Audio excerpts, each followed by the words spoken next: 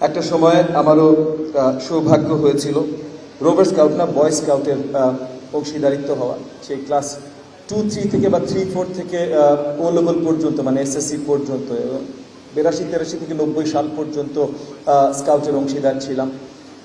শেষ করেছি তখন আই থিঙ্ক আমাদের বয় স্কাউটের প্রেসিডেন্সিয়াল ব্যাচ বোধহয় সবচেয়ে শেষ ব্যাচটা ছিল, ওটা প্রেসিডেন্ট স্কাউট স্যার, জি। তো ওটা পেয়ে তারপর আরও ফার্দার স্টাডিজের জন্য যখন চলে যায় আর তো আর এটা কন্টিনিউ করা হয় না।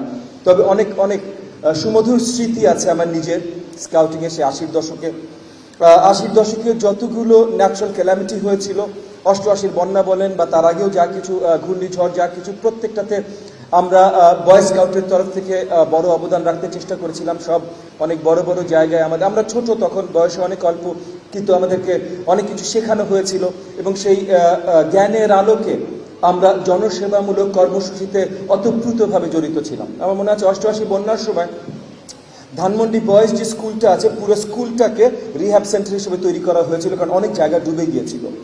ওখানে পুরো একটা তালার, আমি 88 সালে আমার বয়স তখন কত হবে, 14-15 হবে হয়তো, বা 15-16 হবে। ওই সময় ওই অল্প বয়সে পুরো একটা তালার খাবার দাবারের পুরো ব্যবস্থাপনা আমার অধীনে ছিল। সো এই যে এগেন আমি নিজে বড়াই করে বলছি, আমি বলছি স্কাউটিং কি লেভেলের স্কিলস ডেভেলপ করতে সহযোগিতা করে বা করিয়ে দেয়, এটা অবিশ্বাস্য। এটা যারা করেনি, যারা দেখেনি, তারা এটা বুঝবে না, তারা এটা বলতে পারবে না। এবং সেই কারণে স্কাউটিং, সেটা বয় স্কাউট বলেন, গার্লস গাইড বলেন, রোভার স্কাউট বলেন, এদেরকে আসলে সৎ ব্যবহার করা আমাদের সমাজে জাতিগতভাবে এটা অত্যন্ত গুরুত্বপূর্ণ।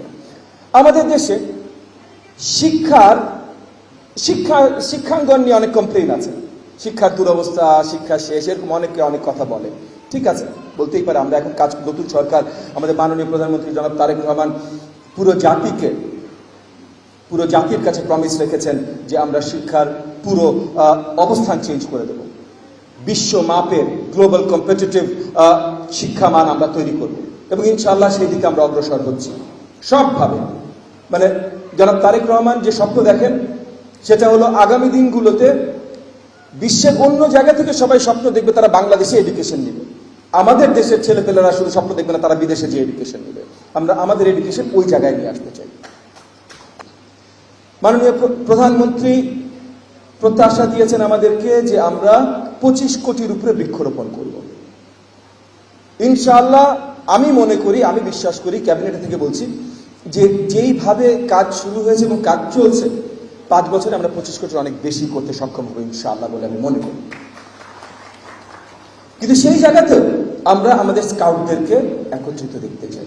আমার 20 লক্ষ স্কাউট, তারা যদি জাস্ট প্রফেশনসি বাজার কম্পিটিশনে গাছ লাগানো শুরু করে, তাইলেও তো 5 কোটি গাছের মিল লেগে যায়। তো এই জায়গাগুলোতে আমরা আমাদের স্কাউটসদেরকে সাথে চাই। আজকে আমরা একটা এনার্জি ক্রাইসিসের সম্মুখীন। বাংলাদেশ হয়তো বিশ্বের হাতে গোনা কয়েকটা দেশের ভেতরে যারা এই মিডল ইস্ট ক্রাইসিসের মধ্যে থেকেও কোনো এনার্জি প্রোডাক্টের দাম মূল্য বৃদ্ধি করি নাই। অফিসিয়ালি মূল্য বৃদ্ধি, অকটেন, ডিজেল, পেট্রোল, কোনো কিছুর মূল্য বৃদ্ধি আমরা করি নাই। কিন্তু তার মানে এই না যে আমরা গ্লোবাল একটা ক্রাইসিসের মাঝামাঝি না, আমরা গ্লোবাল একটা ক্রাইসিসের মাঝামাঝি।